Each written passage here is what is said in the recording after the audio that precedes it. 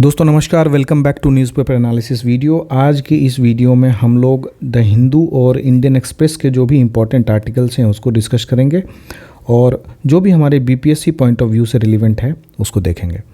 तो जो पहला आर्टिकल है वो है कि सरकार अभी टैक्स रेट कट करना चाह रही है और वो ये सोच रही है कि टैक्स रेट जब हम कट करेंगे उससे डिमांड में बढ़ोतरी होगी और प्राइवेट इन्वेस्टमेंट इंक्रीज़ होगा। मतलब अगर आप कुछ टैक्स देते थे, जैसे अगर सपोज़ आप 10% या 20% आप टैक्स देते थे तो 20% टैक्स अब आपको नहीं लग के थोड़ा कम टैक्स लगेगा। अगर 20% टैक्स देते थे और अब जाके 10% टैक्स देंगे तो ये डिफरेंस जो आया 10% का, ये एक्स्ट्रा इनकम कहाँ है आपके पास होगा, है ना। तो ये सेविंग में चला जाएगा। तो इससे क्या होगा, जब सेविंग में जाएगा तो आदमी फिर अपनी खर्च में बढ़ोतरी करेगा अपना। फिर गर्मी में अब ऐसे नहीं रहेगा, एसी खरीद लेगा, लगेगा कि अब पैसा तो आ ही गया है, पैसा तो घर में है ही। एक लिक्विडिटी बढ़ेगी लोगों के पास। जब लिक्विडिटी बढ़ेगी तो लोग क्या है, फिर सामान खरीदने लगेंगे, बाइंग की तरफ जाएंगे। जो कंज्यूमरिज्म है उसको इंक्रीमेंट मिलेगा और जब कंज्यूमरिज्म को राइज मिलेगा इसका मतलब है कि लोग और ज़्यादा सामान खरीदना चाहेंगे, तो उससे डिमांड में बढ़ोतरी होगी। जब डिमांड बढ़ेगा तो इंडस्ट्रीज़ को क्या चाहिए, इंडस्ट्रीज़ को तो डिमांड ही चाहिए ना। डिमांड बढ़ेगा तो सप्लाई बढ़ेगा, इंडस्ट्री का आउटपुट बढ़ेगा। इंडस्ट्री के आउटपुट, बढ़े हुए आउटपुट को अचीव करने के लिए वर्कर्स की संख्या ज़्यादा लगेगी, तो इससे क्या होगा, एम्प्लॉयमेंट जनरेशन होगा। साथ में जो रॉ मटेरियल चाहिए इंडस्ट्री के लिए, उससे रिलेटेड जो भी इंडस्ट्रीज़ हैं, बैकऑन इंडस्ट्रीज़ हैं, या फिर एग्रीकल्चरल बेस्ड होगा या फिर ट्रेड बेस्ड होगा, तो इन सब चीज़ों में उछाल आएगा क्योंकि अल्टीमेटली लोगों की डिमांड इंक्रीज़ हो रही है। तो इस तरह से चीज़ें रिलेट की जाती हैं कि अगर आपके पास पैसा ज़्यादा आ गया है तो किस तरह से आप उस पैसा को, आपका वो पैसा देश की इकोनॉमी में यूटिलाइज होगा। तो ये लिंकेज रहता है जनरली। तो सरकार अगर टैक्स कट करती है, इसका मतलब ये समझिए कि वो ये चाहती है कि आप और ज़्यादा इन्वेस्ट करें और आप ज़्यादा और खर्च करें। सरकार ये चाहती है। जब भी टैक्स बढ़ाया जाता है, टैक्स रेट बढ़ाया जाता है, यानी कि सरकार ये चाहती है कि आपका जो हाथ में पैसा है आप थोड़ा कम खर्च करें, डिमांड कम हो। डिमांड कम होगी, क्या होगा, डिमांड कम होगी जब, ये भी देख लेते हैं, अगर डिमांड कम होगी तो सप्लाई भी उसी हिसाब से कम करेगा। लेकिन अचानक से तो कम नहीं होगा सप्लाई उतना तो मेंटेन रहेगा फॉर टाइम बिंग। तो उस मेंटेन्ड क्वांटिटी के लिए डिमांड कम हो गया तो प्राइस क्या है, अपने आप डिक्रीज़ होना स्टार्ट हो जाएगा। और यही फंडा यूज़ किया जाता है आपके जितने भी आपके बैंकिंग टर्म्स हैं, मॉनेटरी पॉलिसी है, SLR, CRR, है ना, उन सब का जो एडजस्टमेंट होता है इसी के बेसिस पे होता है। तो प्राइवेट इन्वेस्टमेंट कैसे बढ़ेगा भाई, तो ये भी समझ लो। देखो, अगर सरकार अभी टैक्स 30% ले रही है, मान लेते हैं, अब 30% ना लेके अब वो टैक्स को 15% कर देती है, तो कितना बच गया मेरे पास, 15%। ये जो 15% बचेगा, इंडिविजुअल तो खर्च कर देगा, या कोई इंडिविजुअल क्या करेगा, उसको स्टॉक मार्केट में इन्वेस्ट करेगा, कोई क्या करेगा, SIP डालेगा। इंडस्ट्री क्या करेगी, इसके लिए अपना न्यू प्लांट खोलेगी, नया इंडस्ट्री मैन्युफैक्चरिंग यूनिट खोलेगा, नए ऑफिसेज बनाएंगे, नए प्रोडक्ट्स पे काम करना इन लोग स्टार्ट करेंगे। तो अल्टीमेटली इन सब चीज़ों का एक ही मतलब होता है कि ये क्या चाह रहा है ओवरऑल, कि जो इन्वेस्टमेंट है वो भी प्राइवेट इन्वेस्टमेंट वो इंक्रीज़ हो रही है। तो यही रिलेशन है टैक्स रेट कट और प्राइवेट इन्वेस्टमेंट में, ठीक है। इस आर्टिकल में देखो क्या बताया गया है कि जो टैक्स कट्स हैं that may be a more efficient measure to enhance disposable income, यानी कि लोगों के पास जो खर्च करने की क्षमता होती है। देखो, इनकम बहुत तरह का होता है, तो ये फॉर्मूला आप ज़रूर सर्च करना कि डिस्पोजेबल इनकम बराबर क्या होता है। डिस्पोजेबल इनकम बराबर क्या होता है, अगर मन चाहे तो कमेंट भी कर देना। अगर कमेंट करेगा तो हमें पता लगेगा कि तुम इस चीज़ को तुमने सर्च किया है और कुछ फ़ायदा हो रहा है इस तरह के वीडियोज़ का। तो जब डिस्पोजेबल इनकम बढ़ाते हो टैक्स कट से, तो उसका मतलब होता है कि लोगों के पास खर्चा करने के लिए ज़्यादा पैसा है, तो वो हायर कंजम्पशन होगा और उससे इकोनॉमिक एक्टिविटीज़ में एक फ्लिप आएगा, इकोनॉमिक एक्टिविटीज़ में एक सर्ज आएगा, है ना। तो अल्टीमेटली हमारी इकोनॉमी इंप्रूव होगी उससे। फिर इन्होंने लिखा है कि जो कंजम्पशन में ग्रोथ है that is always seen as reviving demand that is central to restarting the investment cycle, है ना।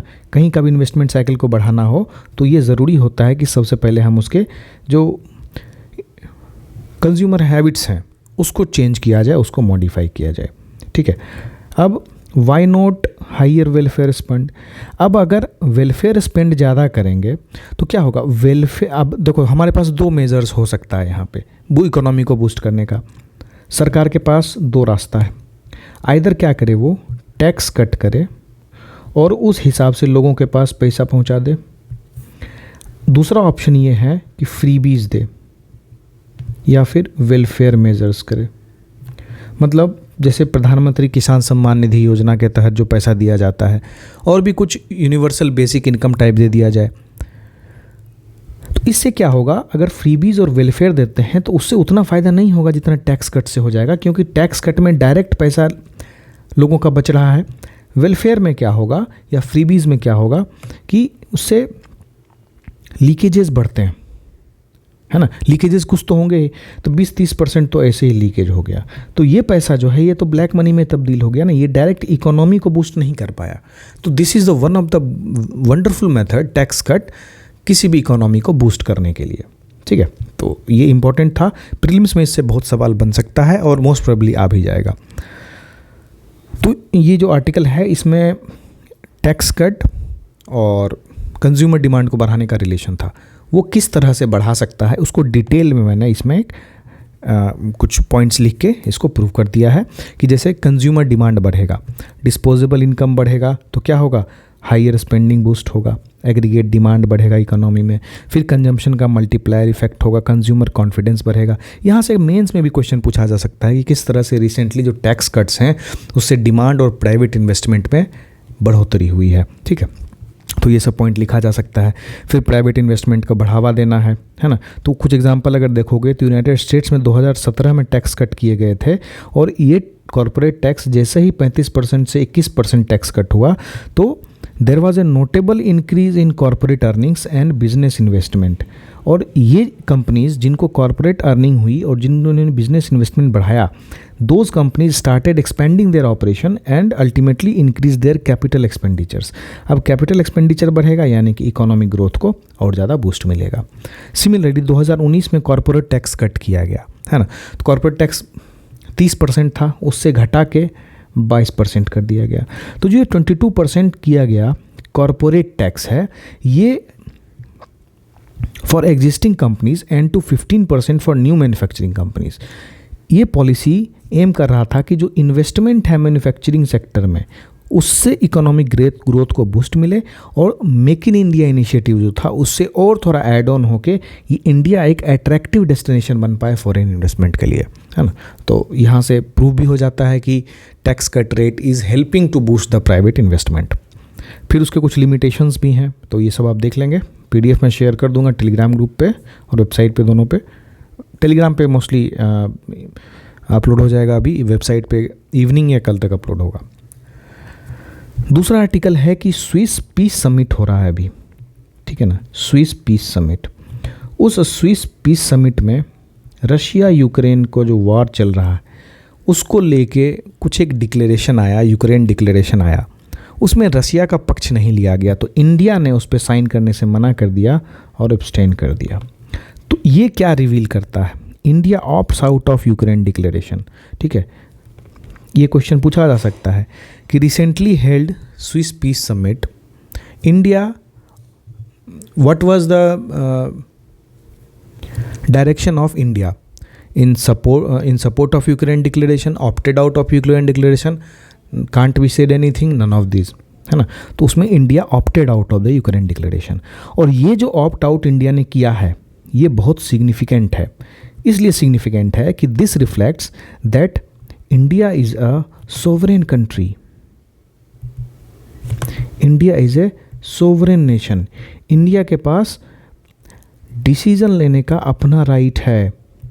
वो कोई भी इन्फ्लुएंसिंग फैक्टर इंडिया के सामने नहीं है जो इसके इंटरनेशनल पॉलिसीज़ को गवर्न करे। India takes its decision of its own. इस पे किसी का प्रभाव नहीं है, अपने हित की रक्षा करता है। रसिया इसका ऑल टाइम फ्रेंड रहा है, रशिया ने हमेशा मदद की है।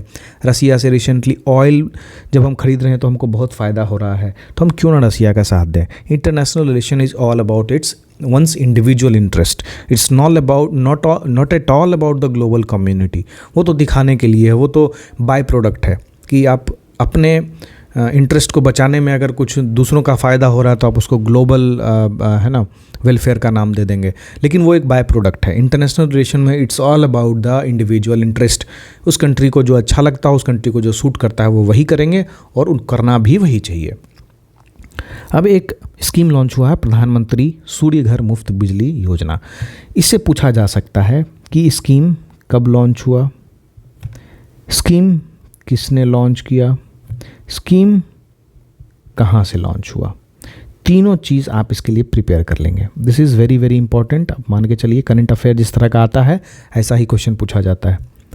तो इसमें सब्सिडी कितना मिलेगा?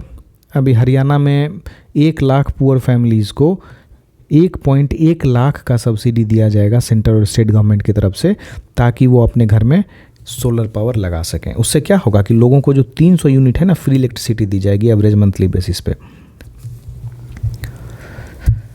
ये क्वेश्चन जो है आर्टिकल जो है, this is related to gig economy.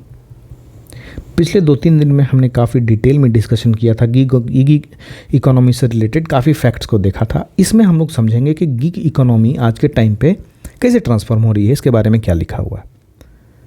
अभी देखोगे तो अमेजन में एक अजीब सा ओथ चल रहा है, इनसेंसिटिव ओथ चल रहा है अमेजन में। लोगों को जो वेयर हाउस में काम करते हैं, जैसे आप कुछ सामान ऑर्डर करते हैं अमेजन पे, तो अमेजन का जो सेंट्रल स्टोर है उनके पास ऑर्डर आता है, वो आपके लोकेशन के नियरेस्ट वेयर हाउस में उसको ट्रांसफ़र कर देते हैं ऑर्डर को।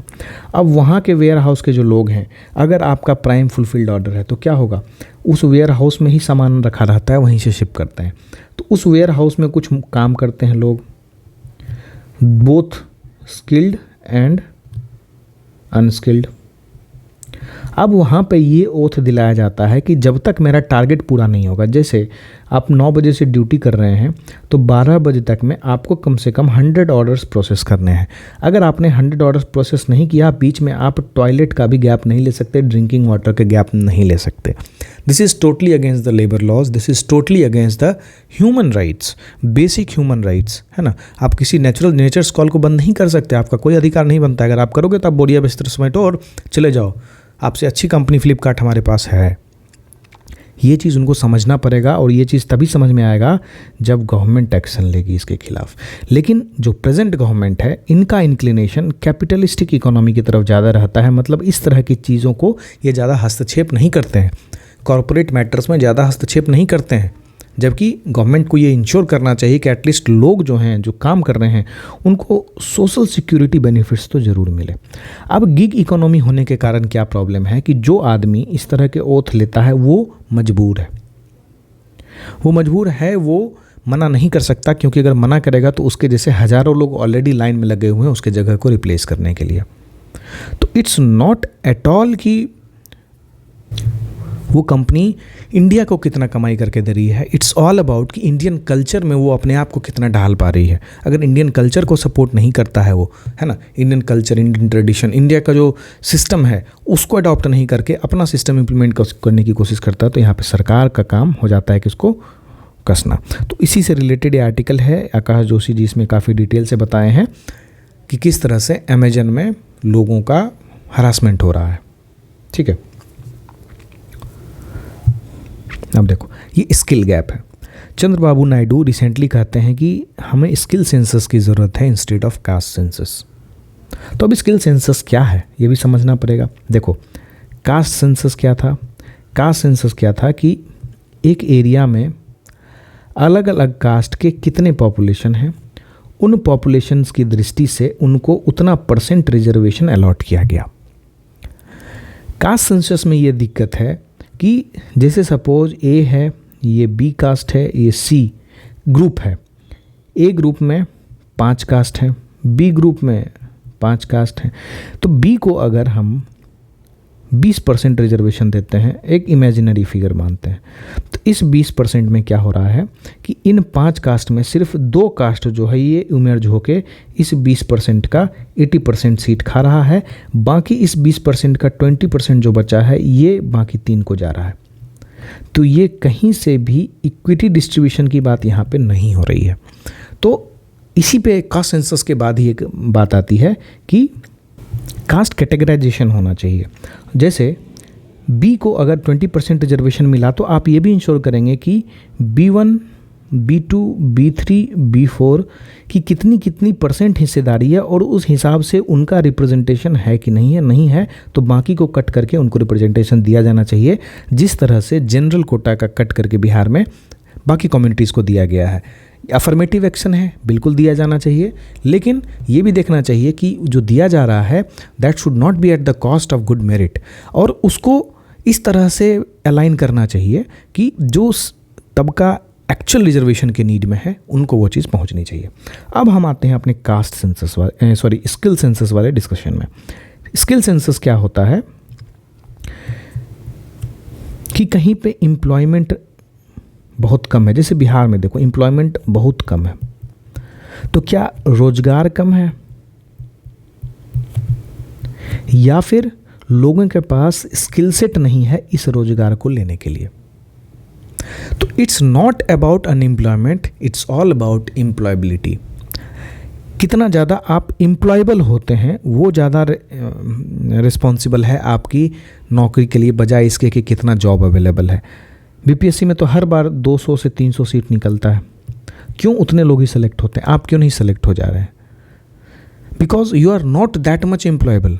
आप अपने स्किल को बढ़ा रहे हैं इस तरह की वीडियोस को देख के, पढ़ाई करके, सेल्फ स्टडी करके। You are increasing your employability by taking some affirmative actions, और ये सब अफर्मेटिव एक्शन आप खुद से ले रहे हैं। लेकिन सरकार सिर्फ रोजगार बढ़ाने का काम करना चाहिए क्या? नहीं, सरकार को स्किल सेट में भी बढ़ावा करने का काम करना चाहिए अगर लोगों को एम्प्लॉयमेंट देना है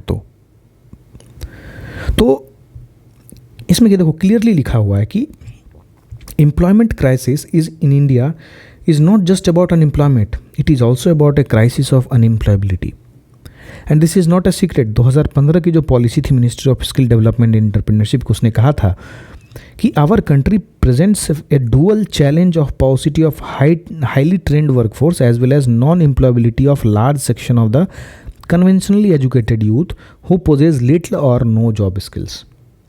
तो इसके लिए क्या करना होगा? सरकार कैसे आइडेंटिफाई करे कि समाज में कौन से कितने % लोगों को कौन सा स्किल है? तो उसके लिए अगर आप स्किल सेंसस करते हैं तो आपको आइडिया लग जाएगा कि कितने लोग राजमिस्त्री हैं, कितने लोग मशीनरी का काम करते हैं, कितने लोग आईटी स्किल्स में ट्रेंड हैं, कितने लोग, अभी बहुत सारे मैं जानता हूं लोगों को जो आईटी में काफ़ी अच्छा ट्रेनिंग करके उन्होंने ग्रेजुएशन किया, अच्छी कॉलेज से ग्रेजुएशन किया, नौकरी भी स्टार्ट की, लेकिन वो छोड़ के बाकी बाद में बिजनेस चलाने लगे, है ना। तो या फिर बिजनेस चलाने लगे या फिर और कुछ दूसरा काम करने लगे अपार्ट फ्रॉम आईटी सेक्टर।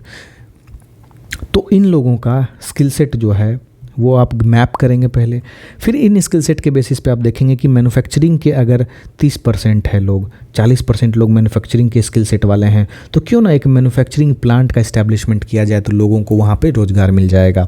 या अगर उनको मैन्युफैक्चरिंग स्किल है हमारे यहाँ और दूसरा कोई चीज़ है उसका अधिकता है, तो इनको फिर हम सरकारी तौर पे एक ऐसी ट्रेनिंग की व्यवस्था कराएंगे जिससे वो अपने स्किल को और ज़्यादा बढ़ा सकें, इन्हांस कर सकें, तो उससे स्किल डेवलपमेंट होगा। तो अल्टीमेटली यही तो एम है सरकार का, है ना। तो this is all about skill census, skill gap जो बोलोगे। अब चीता के बारे में है कि देखो यहाँ पे एक चीज़ कमेंट करना,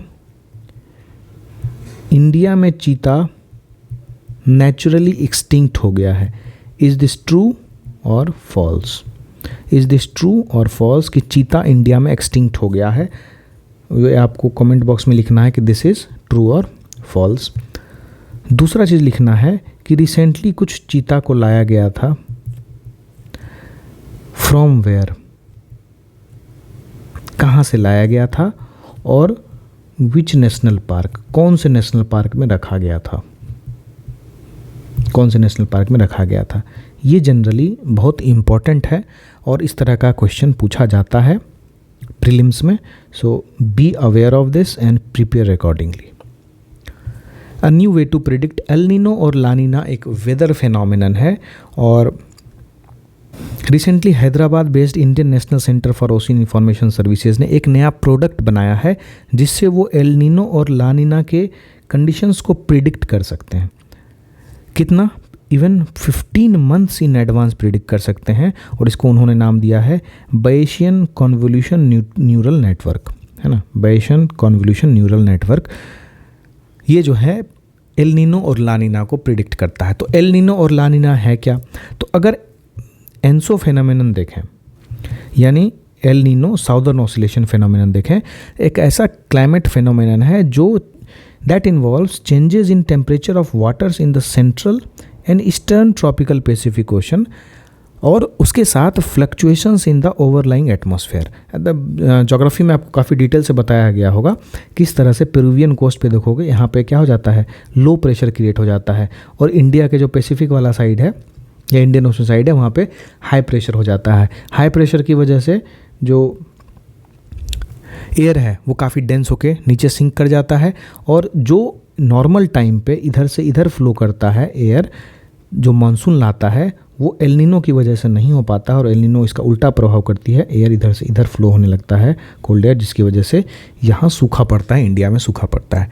वही ला नीना जो है इसका जस्ट ऑपोजिट है। तो इस ट्रेंड को अगर हम पहले ही पकड़ लेंगे तो हमको ये फ़ायदा होगा कि हम अपने फूड को, हम अपने, जैसे हमको पता है कि अगले साल ड्रॉट होने वाला है तो हम अभी से उतना प्रोक्योर करके रखेंगे कि अनाज के लोगों को अनाज की कमी तो ना पड़े, है ना। तो ये आप देख लेंगे। और BCNN जो है ये एज एन एग्जांपल यूज़ किया जा सकता है, role of science and technology in improving agriculture, है ना। तो ये वाला चीज़ जो है एग्रीकल्चर में भी हेल्प कर सकता है, एग्रीकल्चर के जो कंडीशंस है, क्लाइमेटिक कंडीशंस, उसको प्रिडिक्ट करने में हेल्प कर सकता है। तो BCNN है, सॉफ्टवेयर का नाम है। BCNN क्यों सिग्निफिकेंट है और चैलेंजेस क्या हैं ये आप एक बार यहाँ से पढ़ लेंगे पॉज करके, ठीक है। बस इससे ज़्यादा इंपॉर्टेंट का नहीं है। एल नीनो क्या होता है, ला नीना क्या होता है, मैंने इसमें डिटेल से लिख दिया है। उसका इम्पैक्ट क्या होता है इंडिया के क्लाइमेट पे वो भी लिख दिया है। और 2015-16 और 2010-12 में 15-16 में एल नीनो आया था जिसके कारण one of the weakest monsoon season हुआ था इंडिया में, और 2010 से 12 में ला नीना आया था और इसके कारण इन्हांस्ड मानसून रेनफॉल हुआ था इंडिया में, है ना। This is the one of the best example.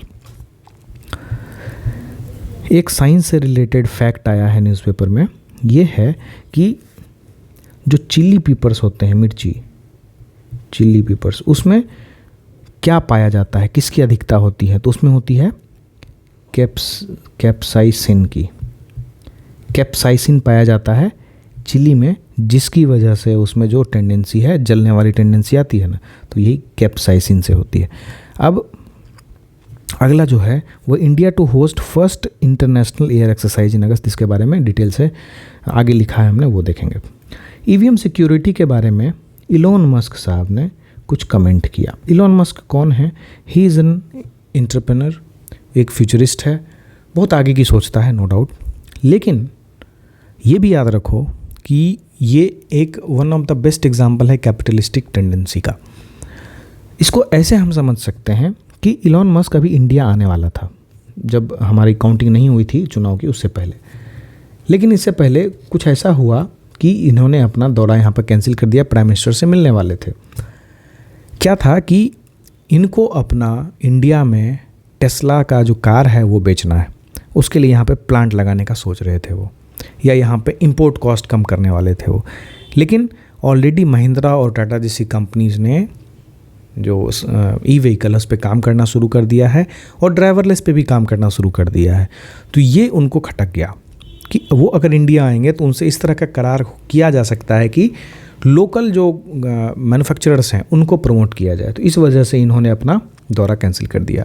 अभी कल इन्होंने क्या कहा है कि ईवीएम सिक्योर नहीं है, उसको हैक किया जा सकता है, बिना तुक बात किया। और दूसरी बात, सबसे बड़ी बात, कि भारत एक सॉवरेन देश है, इसको अधिकार है अपने अंदर के रूल्स एंड रेगुलेशंस को तय करने का। पार्लियामेंट में जो लोग बैठे हैं वो हमारे लिए लॉ बनाएंगे। You are no one to say anything about India's democratic process. ये कैसा भी है तो दुनिया भर से सुदृढ़ है। आज तक यूनाइटेड स्टेट्स ऑफ अमेरिका जैसा देश किसी भी महिला को प्रेसिडेंट नहीं बना पाया, और हमारे यहाँ हमने महिला को प्रेसिडेंट बनाया, वो भी ट्राइबल वुमेन को प्रेसिडेंट बनाया। तो ये है इंडिया का असली democracy. This is not about कि आप कितना कमा रहे हैं, दिस इज़ ऑल अबाउट आप वैल्यूज़ को कितना इंटैक्ट रख रहे हैं, जो कि आप नहीं रख रहे हैं। तो ईवीएम पे कमेंट करते हैं, तो इस पे राजीव चंद्रशेखर जो आईटी मिनिस्टर थे पिछले सरकार में, वो इस पे कमेंट करते हैं कि ठीक है, एआई से या ह्यूमन से हैक किया जा सकता है। ऑफ कोर्स कोई भी इलेक्ट्रॉनिक इक्विपमेंट जो है, कोई भी इलेक्ट्रॉनिक इक्विपमेंट कंप्लीटली अनहैकेबल तो नहीं होता है ना।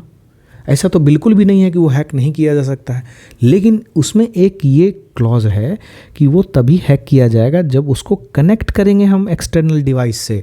हम यूएसबी डालेंगे, हम उसमें लैन केबल डालेंगे, हम उसमें कुछ पेन ड्राइव डालेंगे, तब तो उसमें कुछ मालवेयर डालेंगे ताकि हम उसको हैक कर सकें।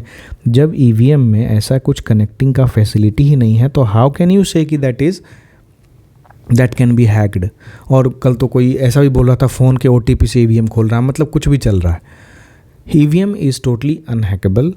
इलेक्शन कमीशन ने बहुत बार बताया है। अब देखो क्या लोग बोलते हैं कि इलेक्शन कमीशन कम्प्लीटली अपना इक्विपमेंट हैंड ओवर नहीं करता है पीयर रिव्यू के लिए। कुछ चीज़ें जो होती हैं वो बचा के रखनी होंगी, अदरवाइज़ क्या होगा, फिर उसकी क्लोनिंग होने लगेगी। जो इंटैक्ट प्रोसेस है, जो कोड है अंदर, वो तो एटलीस्ट यूनिक कोड है ना, वो सिर्फ मैन्युफैक्चरर्स को पता है। अब अगर बाहर निकल जाएगा तो सोचो कितने लोगों को पता हो जाएगा और उसके कितने काट निकाले जा सकते हैं। तो बहुत सारी चीज़ों पे सोचना पड़ता है।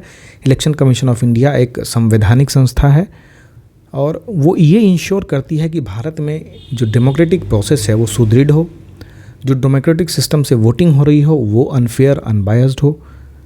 बस बाकी सुप्रीम कोर्ट है देखने के लिए। तो who is Elon Musk to comment on our systems. ठीक है। India is ready to host its first multinational air exercise Tarang Shakti. Exercise का क्या नाम है? तरंग शक्ति। ये जो है मल्टीनेशनल एक्सरसाइज है। रिसेंटली एक एक्सरसाइज यूएस एयरफोर्स के साथ हुआ है, उसका नाम है रेड फ्लैग एक्सरसाइज। इसमें कौन कौन सी कंट्रीज़ पार्टिसिपेट करेंगी? Australia, France, Germany, Japan, Spain, United states, United Arab Emirates और भी बहुत सारे कंट्रीज़ में पार्टिसिपेट करेंगे। इसमें कंट्रीज़ जो हैं अपने अपने बेस्ट, जो उनका चाहे एयरक्राफ्ट कैरियर हो या फिर ट्रांसपोर्ट एयरक्राफ्ट हो, उन सब आएंगे ताकि वो उसको शोकेस कर सकें।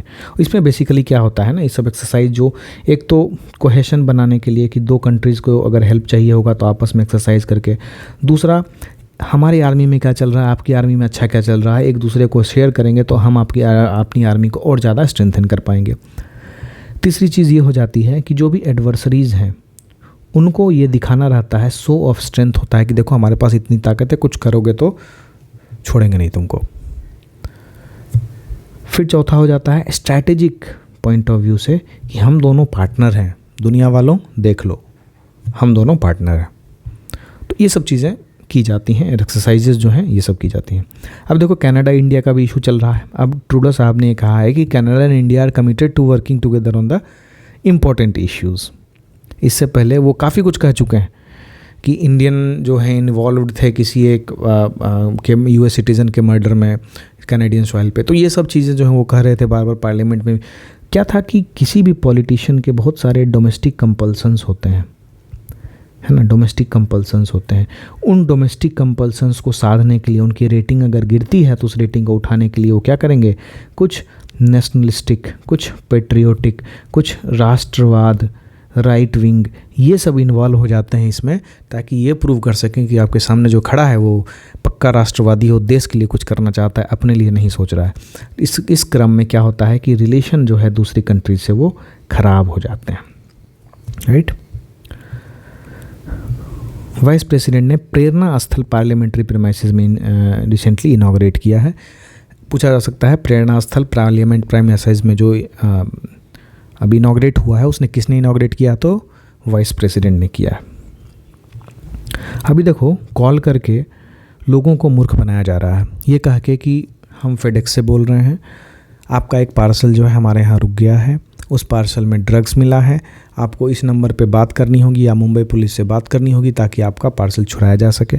और इसी बीच में फिर पुलिस वाले बन के वो आपसे कुछ ना कुछ अमाउंट ले लेते हैं और फिर वो नंबर 1 ब्लॉक करके आपका पैसा ख़त्म।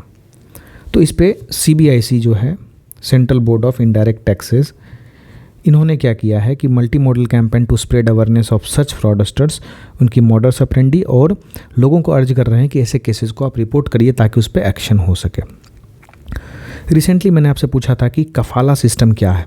तो कफाला सिस्टम जो है that is a complex of law and practices जो ये इंश्योर करता है कि स्टेट और सिटीजन्स अपने सारी पावर को अपने पास रखें।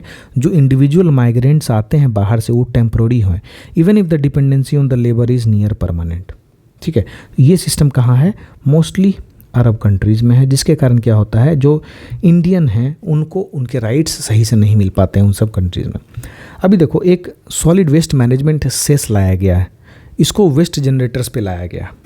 अब सेस क्या होता है? सेस एक तरह का वसूली है सरकार के द्वारा, एक ऐसा वसूली है जो पार्लियामेंट से ऑथराइज नहीं रहता है, जो जिसका जो फंड का अमाउंट है ना वो कहीं और यूटिलाइज नहीं हो सकता है।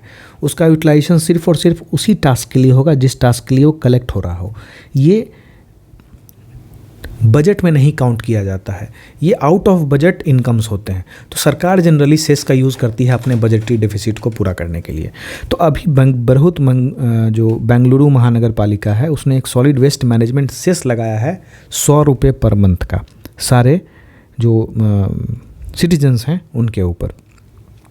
बेसिकली सॉलिड वेस्ट मैनेजमेंट जो है किसी भी अर्बन लोकल बॉडीज़ के लिए दिन ब दिन चैलेंज बनता जा रहा है।